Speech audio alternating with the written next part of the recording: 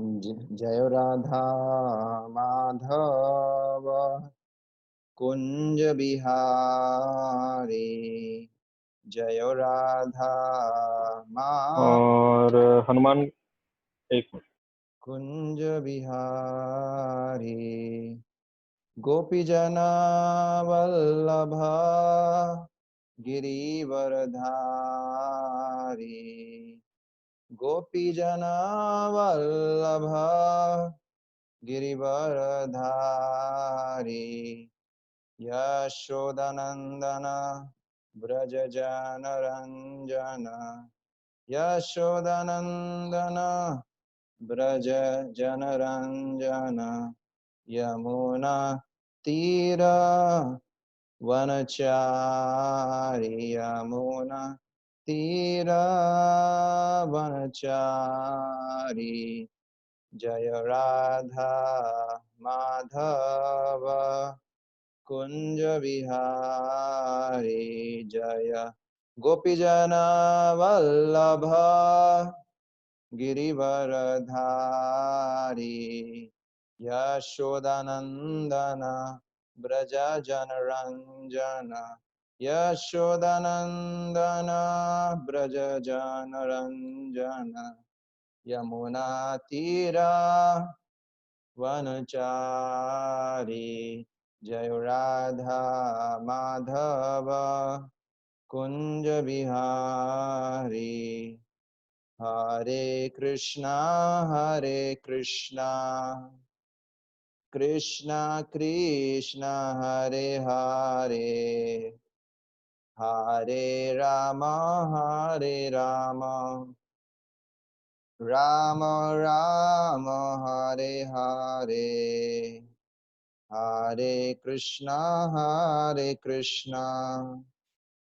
कृष्णा कृष्णा हरे हरे। हरे राम राम राम हरे हरे। हरे कृष्णा कृष्णा कृष्णा हरे हरे। हरे राम राम राम हरे हरे।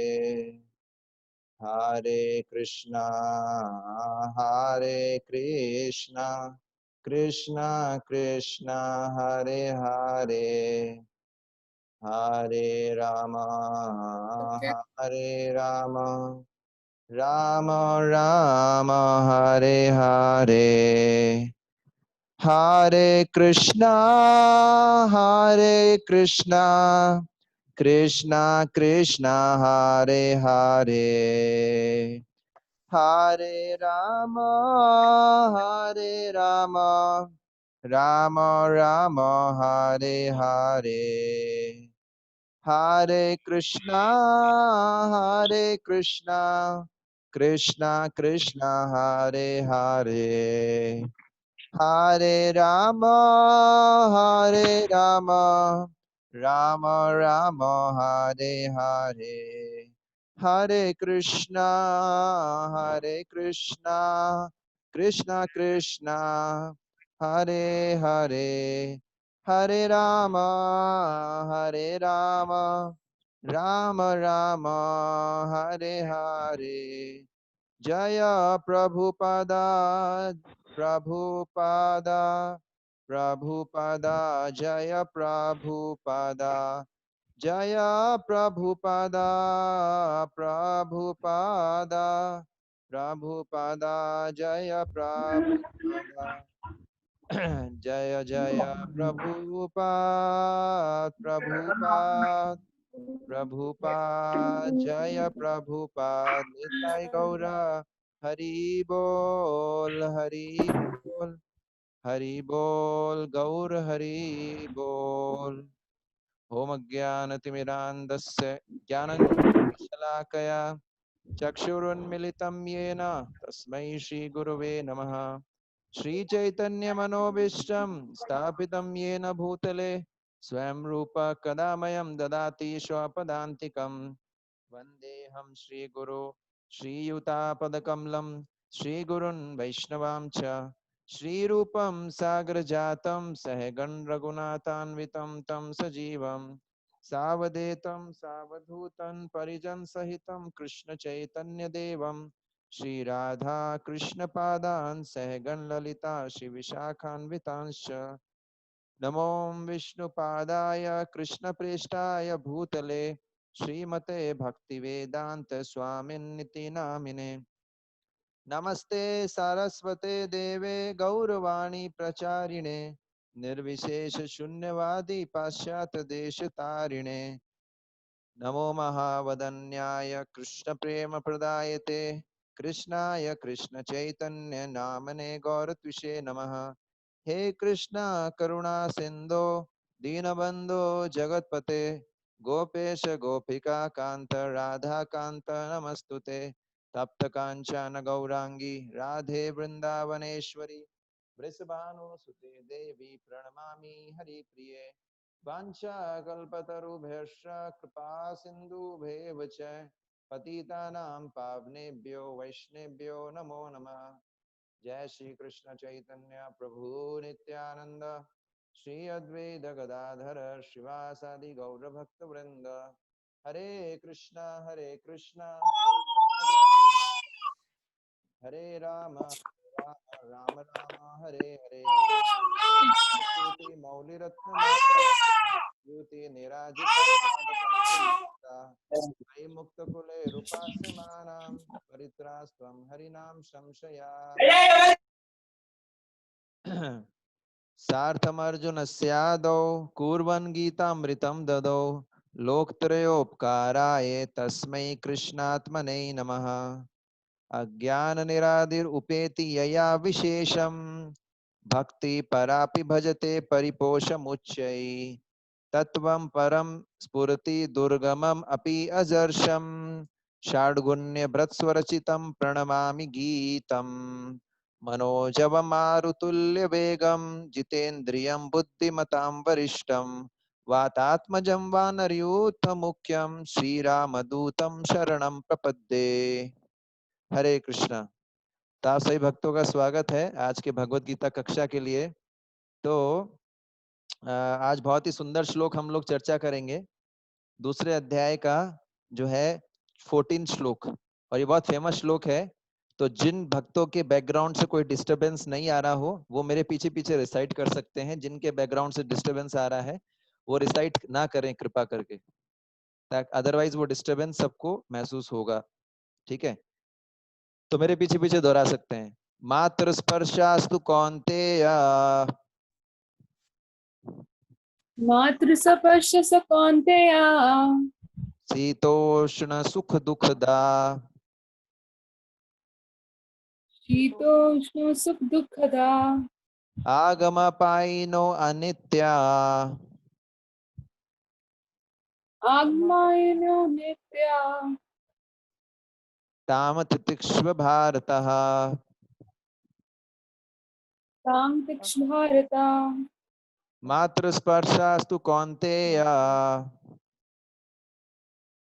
मातृसपर्श कौन्तेय शीतोष्ण सुख दुखदा शीतोष्ण सुख दुःखदा आगमपायिनो अनित्यास्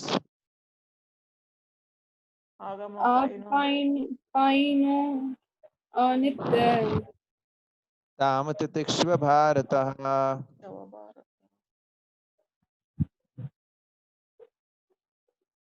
किसी को याद नहीं हुआ लगता है श्लोक। मात्र स्पर्शास्तु कौन्तेय शीतोष्ण सुख दुखदा आगमपायिनो नित्या ताम तितिक्ष्व भारतः। मैंने आपको सबको अनम्यूट कर दिया है एक्चुअली, तिक्ष्व भारता आप एक बार दोहरा सकते हैं। मात्र स्पर्शास्तु कौन्तेय मातृसपर्श कौन्तेय मातृस्पर्शस्तु कौन्तेय शीतोष्ण सुख दुखदा शीतोष्ण सुख दुःखदा दुःखदा आगमपायिनो अनित्यास् आगमपायिनो आगम अपायनो अनित्य तां तितिक्ष्व भारतः। तां तिक्ष भारत। शांति भारत। अब आप में से एक मिनट, हाँ, आप में से जिन भक्तों का रीडिंग, किसी डिवोटी का अगर बहुत अच्छा क्लियर रीडिंग है तो वो रीड कर सकते हैं हिंदी वाला। मैं आपको दिखा रहा हूँ इसके शब्दार्थ, अनुवाद व तात्पर्य, जो पढ़ना चाहें, जिनका रीडिंग अच्छा है। स्लो पढ़ना है लेकिन लाउडली पढ़ना है। पढ़िए। हे शब्दार्थ से। कुंती पुत्र, शब्द सुख तथा दुख का क्षणिक, अच्छा, मात्र स्पर्श मीन्स इंद्रिय, आपका सिग्नल वीक आ रहा है माता जी। विषय। तू केवल कौनते, हे कुंती पुत्र, शीत जाड़ा उष्ण ग्रीष्म सुख। सिग्नल वीक है, कुछ बेटर। हाँ अभी ठीक है। ओके। सुख सुख, दुख तथा दुख, दा देने वाला, आगम आना, अपायन जाना, अनित्य क्षणिक, तान उनको, तितिक्षस्य सहन करने का प्रयत्न करो, भारत हे भरतवंशी। हे कुंती पुत्र, सुख तथा दुख का क्षणिक उदय तथा कालक्रम में उनका अंतर्ध्यान होना सर्दी तथा गर्मी की ऋतुओं के आने जाने के समान है। हे भरतवंशी, वे इंद्रिय बोध से उत्पन्न होते हैं और मनुष्य को चाहिए कि अविचल भाव से उनको सहन करना सीखे। कर्तव्य कर्तव्य निर्वाह आपका सिग्नल वीक हो गया करते वापस। हुए मनुष्य को सुख तथा दुख के क्षणिक आने जाने को सहन करने का अभ्यास करना। कर्तव्य निर्वाह करते हुए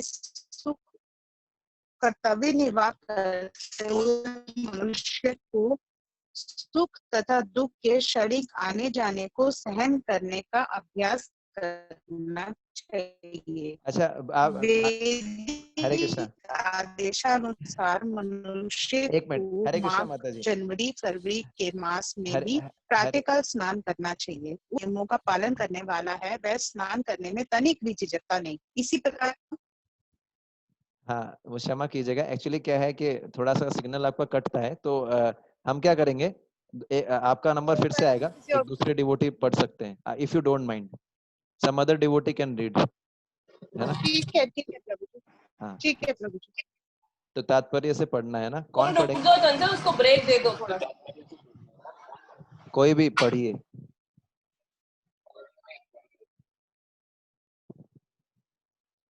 हरे कृष्णा, मैंने आप सबको अनम्यूट कर दिया है ऑलरेडी।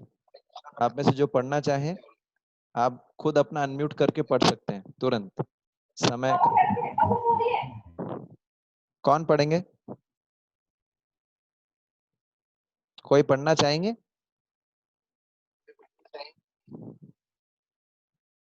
हरे कृष्णा, मैंने आपको ऑलरेडी अनम्यूट कर रखा है। ओके ठीक है, मैं अनम्यूट करता हूं आपको, एक मिनट, जस्ट अ मिनट।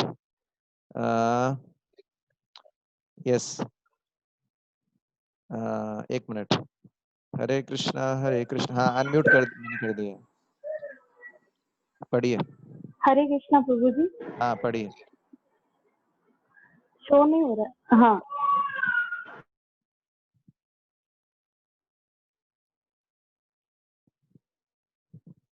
हरे कृष्णा।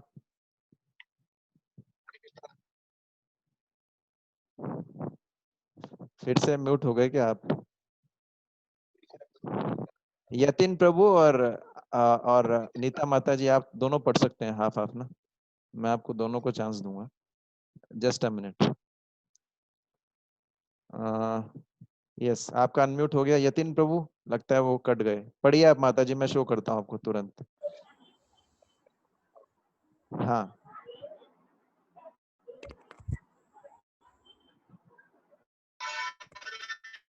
हरे कृष्णा। ठीक हरे है, मैं कृष्णा प्रभु जी। हाँ दोनों आप पढ़ सकते हैं हाफ हाफ, फटाफट। कोई भी स्टार्ट। कर्तव्य निर्वाह करते हुए पढ़िए। कर्तव्य निर्वाह करते हुए मनुष्य को सुख तथा दुख के क्षणिक आने जाने को सहन करने का अभ्यास करना चाहिए। वैदिक आदेशानुसार मनुष्य को मार्च, जनवरी, फरवरी के मास में भी प्रातः काल स्नान करना चाहिए। उस समय अत्यधिक ठंड पड़ती है, किंतु जो धार्मिक नियमों का पालन करने वाला है वह स्नान करने में तनिक भी झिझकता नहीं। इसी प्रकार एक गृहिणी भीषण से भीषण गर्मी की ऋतु में मई जून के महीनों में भोजन पकाने में हिचकती नहीं। जलवायु संबंधित असुविधाएं होते हुए भी मनुष्य को अपना कर्तव्य निभाना होता है। इसी प्रकार युद्ध करना क्षत्रिय का धर्म है। अतः उसे अपने किसी मित्र या परिजन से भी युद्ध करना पड़े तो उसे अपने धर्म से विचलित नहीं होना चाहिए। मनुष्य को ज्ञान प्राप्त करने के लिए धर्म के विधि विधान पालन करने होते हैं, क्योंकि ज्ञान तथा भक्ति से ही मनुष्य अपने आप को माया के बंधन से छुड़ा सकता है। अर्जुन को जिन दो नामों से संबोधित किया गया है वे महत्वपूर्ण हैं। अंत्य कहकर संबोधित करने से यह प्रकट होता है कि वह अपनी माता की और मातृकुल से संबंधित है, और भारत कहने से उसके पिता की और पितृकुल से संबंध प्रकट होता है। दोनों ओर से उसको महान विरासत प्राप्त है। महान विरासत प्राप्त होने के फलस्वरूप कर्तव्य निर्वाह का उत्तरदायित्व आ पड़ता है। अतः अर्जुन युद्ध से विमुख नहीं हो सकता। हरे कृष्ण। तो आप सभी भक्तों को मैं म्यूट कर रहा हूँ। हरे कृष्ण। Thank you. यतिन प्रभु आपको फिर से चांस देंगे, प्लीज डोंट माइंड, है ना। तो बेसिकली हम लोग डिस्कस कर रहे हैं श्रीमद् भगवत गीता दूसरे अध्याय का 14वां श्लोक। ये बहुत ही महत्वपूर्ण श्लोक है, इसका बहुत प्रैक्टिकल एप्लीकेशन भी है हमारी लाइफ में। तो यहाँ पर इस श्लोक के अंदर भगवान कृष्ण अर्जुन को बोल रहे हैं कि कर्तव्य निर्वाह के अंदर अगर कोई सुख दुख भी बर्दाश्त करना पड़े तो उसको बर्दाश्त करना चाहिए, ठीक है ना। तो आप देखेंगे कि 13वें श्लोक के अंदर, मतलब 12th श्लोक के अंदर भगवान ने बोला था, क्या बोला था कि जीवात्मा जो होता है नित्य होता है। और 13 श्लोक के अंदर, मतलब कल जो हमने चर्चा किया था उसमें भगवान बोलते हैं कि जो है धीर पुरुष जो होता है, धीर पुरुष जो होता है वो शरीर तो बदलता है लेकिन आत्मा वही रहता है ना। देहिनो अस्मिन् यथा देहे कौमारम यौवनम जरा तथा देहांतर प्राप्तिर धीरस तत्र न मुह्यति। तो जो धीर व्यक्ति होता है, धीर व्यक्ति इस परिवर्तन से, शरीर के परिवर्तन से वो जो है मोहित नहीं होता है। धीरस तत्र न मुह्यति, मैंने बताया था मोहित का मतलब होता है उद्विग्न नहीं होता है, संशय में नहीं पड़ता है, ये मैंने आपको बताया था। और आज के श्लोक में भगवान एक और व्यवहारिक जो है धीर व्यक्ति का एक बहुत ही व्यवहारिक लक्षण बता रहे हैं। क्या लक्षण है कि जो धीर व्यक्ति होता है, मात्र स्पर्शास्तु कौन्तेय शीतोष्ण सुख दुखदा आगम पायिनो अनित्या ताम तितिक्ष्व भारतः। तो ताम तितिक्ष्व का मतलब होता है सहनशील। तो जो धीर व्यक्ति होता है वो क्या करता है, सुख और दुख को टॉलरेट करता है, सहन करता है। तो यहाँ पर हम चर्चा करेंगे कि मात्र शब्द जो है, मात्र स्पर्शा, मात्र शब्द जो है इंद्रियों के लिए आया है। इंद्रियों को यहाँ पर मात्रा बोला गया है। मात्रा, इंद्रियों को मात्रा क्यों बोला गया है, क्योंकि इंद्रियां जो होती हैं वो सुख और दुख अनुभव करती हैं। इंद्रियां वास्तव में तो इंद्रियां सुख और दुख अनुभव नहीं करती हैं, आत्मा करता है। लेकिन आत्मा होने के कारण इंद्रियां जो होती हैं वो कार्य करती है। तो इंद्रियां जो होती हैं सुख और दुख को हमेशा नापती रहती है, मापती हैं, मेजर करती हैं। इसलिए बोला गया है मात्रा। मात्रा होता है ना, किसी की मात्रा को नापना, क्वांटिटी को मापना। तो यहाँ पर इंद्रियां जो है उनको मात्रा बोला गया है, इंद्रियों को मात्रा। क्यों? क्योंकि इंद्रियां जो होती हैं वो सुख और दुख को जो है नापती हैं, कितना सुख मिला, कितना दुख मिला। तो कोई साधारण जीव जो होता है, साधारण जीव जो संसारी लोग हैं, जो भक्त नहीं है, जो भक्ति नहीं कर रहे हैं, है ना, संसार में जो है सकाम कर्मों में लिप्त हैं, तो वो क्या करते हैं, वो हमेशा इसी बात का चिंतन करते हैं कि मुझे कौन सी इंद्री से कितना सुख मिला, कौन सी इंद्री से कितना दुख मिला। हमेशा इस पे सोचते रहते हैं, खाने का सुख कितना मिला और कैसे सुख मिले खाने का, है ना, या सोने का सुख कैसे मिले, आंखों का सुंदर रूप देखा कि नहीं देखा, इस प्रकार से। तो जो जो सांसारिक व्यक्ति होता है वो क्या करता है, हमेशा मेजरमेंट करता रहता है, मुझे कितना सुख मिला कितना दुख मिला इंद्रियों के माध्यम से। इसलिए जो है उसका नाम होता है इंद्रिय राम। एक नाम दिया गया है उस व्यक्ति को जो संसार के भोगों में लगा हुआ है, संसारिक सुख को जो है में लीन है, उसको बोला गया है इंद्रिय राम। और वैसे ही कुछ ऐसे भी मनुष्य होते हैं जो भगवान के भक्त होते हैं, जो जो आत्मा के सुख को जो है के बारे में विचार करते हैं कि मुझे कितना सुख मिला आत्मा से, है ना, आत्मा से मुझे कितना सुख मिला, कितना जो है भगवान की सेवा से कितना सुख मिला। तो इनको बोलते हैं आत्मा राम। दो प्रकार के मैंने लोग बताए, एक होते हैं इंद्रिय राम, जो इंद्रिय सुख में विचार करते रहते, जिनके दिमाग में यही चलता रहता है मुझे इंद्रियों से कितना सुख मिला कितना दुख मिला।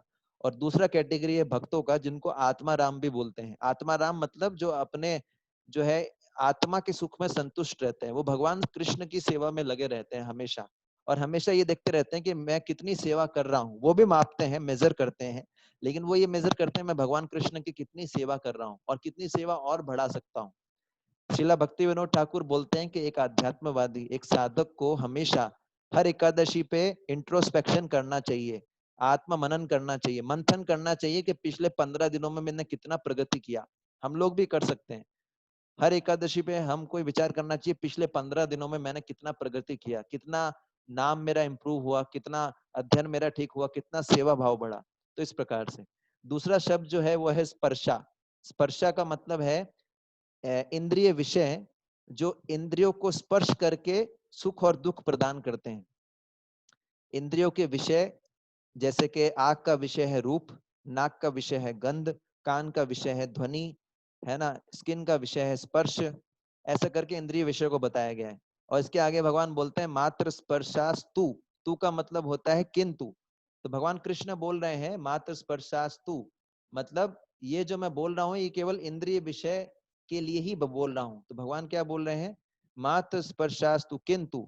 तू का मतलब होता है किंतु, मतलब ये जो मैं आपको बात बोलूंगा वो केवल इंद्रिय विषय के लिए है। तो भगवान क्या बोल रहे हैं, स्पर्शा का मतलब होता है जब इंद्रिय विषय जो होते हैं, जब इंद्रियों को स्पर्श करते हैं तो उनसे सुख और दुख अनुभव होता है।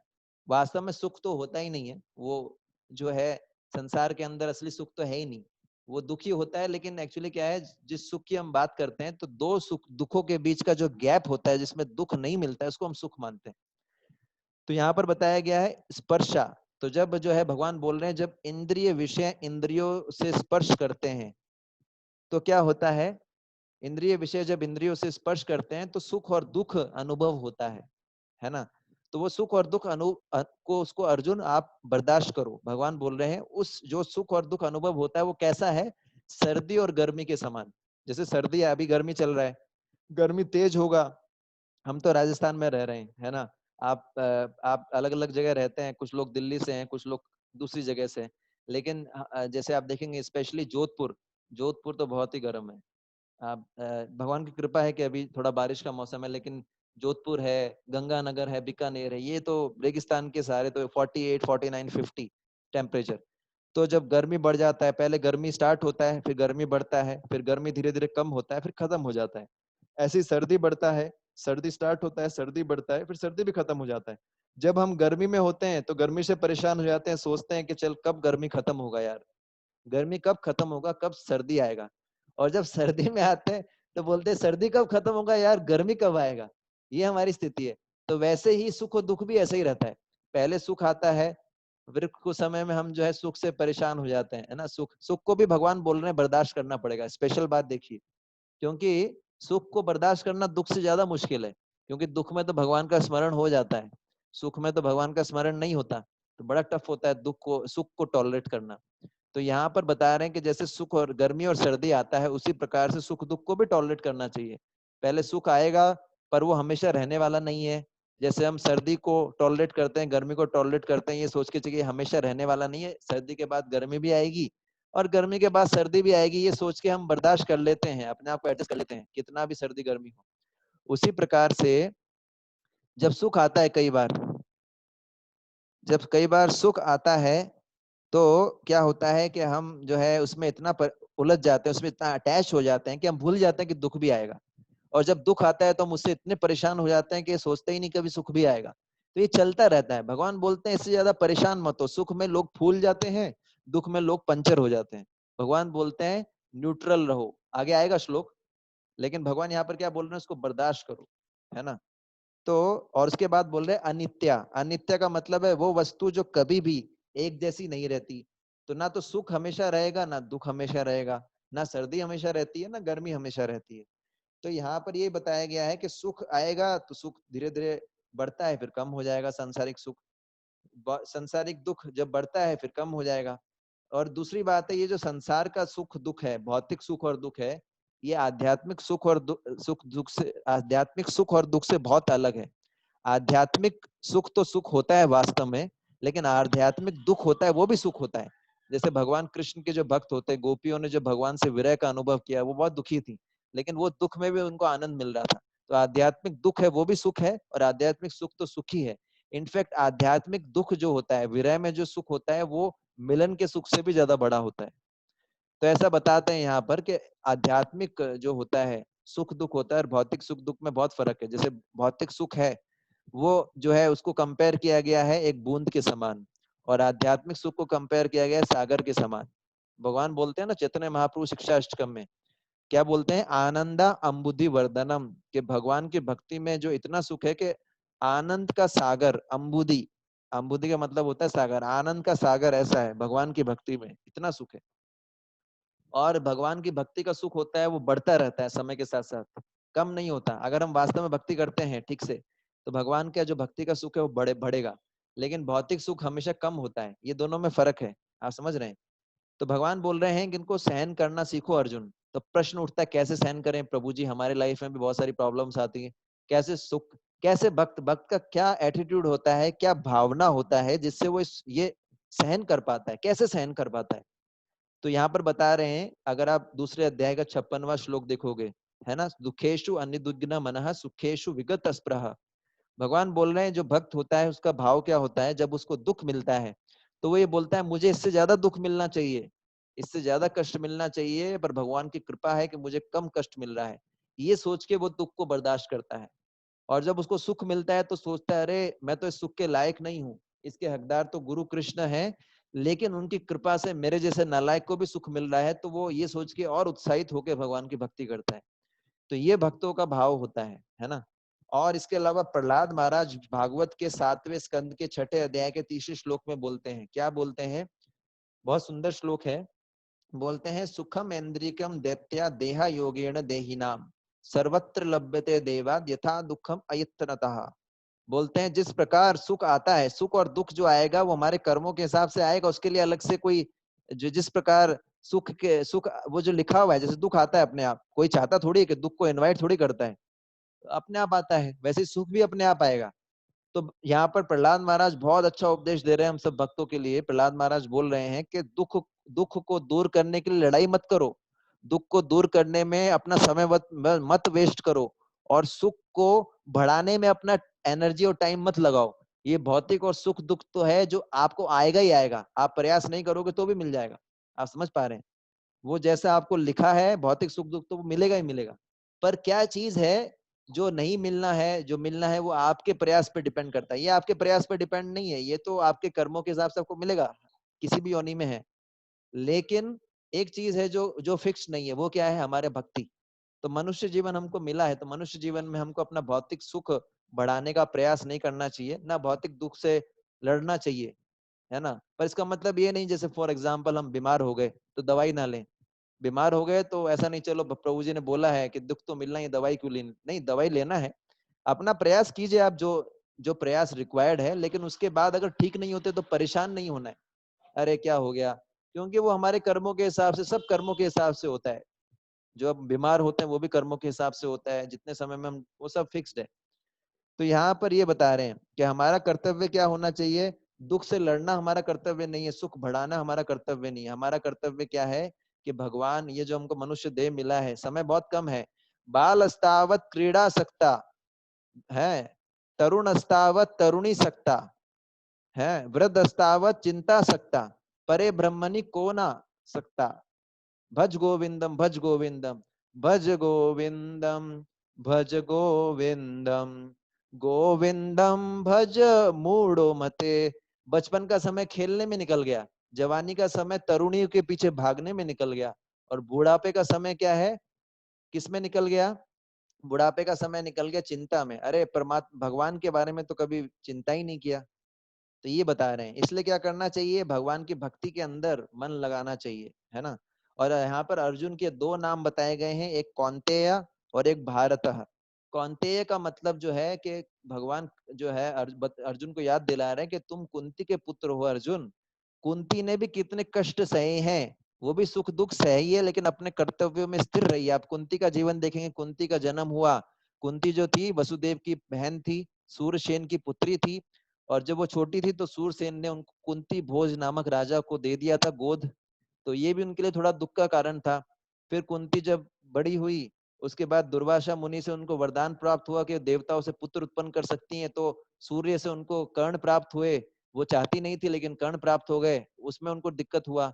उसके बाद कुंती जो थी उनकी शादी हुई पांडु महाराज से, है ना। और फिर क्या हुआ, जब उनको जो है कुछ समय के लिए उनको सुख मिला, लेकिन उसके बाद में फिर पांडु महाराज को श्राप मिला किंदिम ऋषि से कि वो जो है वो अगर पत्नियों के साथ वो चाहेंगे संतान उत्पत्ति के लिए तो उनकी मृत्यु हो जाएगी, तो ये उनके लिए दुख का कारण था। तो उनके संतान उत्पत्ति हुई फिर देवताओं से।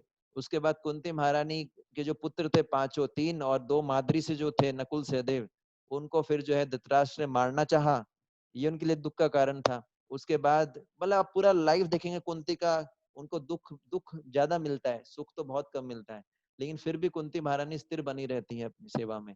इसलिए भगवान अर्जुन को बोल रहे हैं कि हे कौन्ते, हे कुंती के पुत्र, तुम्हारी माँ ने उदाहरण दिया है, अपने आचरण से सिखाया है कि सुख और दुख में स्थिर बनना चाहिए, तो तुमको भी दिखाना पड़ेगा अपने एग्जाम्पल से। और दूसरा भारत नाम यूज कर रहे हैं अर्जुन के लिए, भारत का मतलब है भरतवंशी। तो अर्जुन जिस कुल में उत्पन्न हुआ है उसमें एक राजा भरत आए थे, जो राजा दुष्यंत के पुत्र थे, और वो बड़े पराक्रमी थे। ये राजा जो भरत थे, ये वो भरत नहीं है जो ऋषभ देव के पुत्र थे, या रामायण में जो भरत थे वो नहीं है, ये दूसरे भरत है। ये राजा दुष्यंत के पुत्र थे और बड़े पराक्रमी थे। बचपन में ये बड़े बड़े शेरों को पकड़ लेते थे, बड़े बड़े हाथियों को जो है दांत पकड़कर उन्हें वश में कर लेते, इतने शक्तिशाली थे। अजगरों के दांत तोड़ देते थे राजा भरत, और 100 सिंहों को एक साथ पकड़कर घसीटते थे, इतने शक्तिशाली थे। तो भगवान कृष्ण बोल रहे हैं कि भाई तुम ऐसे वंश में उत्पन्न हुए हो जहां पर राजा भरत आए थे, इतने पराक्रमी थे, तो तुमको भी अपना पराक्रम दिखाना पड़ेगा अर्जुन। ये जो युद्ध से जो जो दुख उत्पन्न हो रहा है, सुख उत्पन्न होगा, उसको टॉलरेट करना पड़ेगा। तो भगवान बेसिकली मोटिवेट कर रहे हैं कि भाई तुम इतने अच्छे वंश से हो, तो तुम क्यों अपने कर्तव्य से भागना चाहते हो। तो ये हमको भी इससे बहुत सारी शिक्षा मिलती है।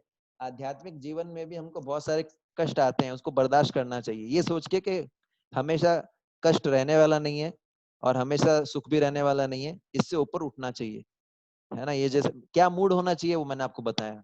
तो किसी का कोई प्रश्न है तो आप पूछ सकते हैं, अभी हमारे पास 6 मिनट है। हरे कृष्णा।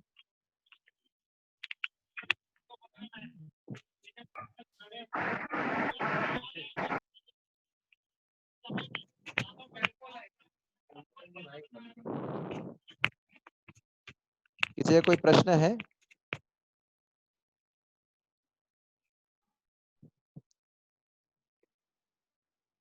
हरे कृष्णा। किसी का कोई क्वेश्चन है?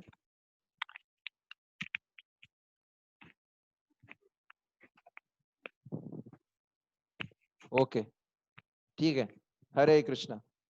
जगत गुरु शिला प्रभुपाद की जय। कल हम लोग नेक्स्ट श्लोक पे चर्चा करेंगे।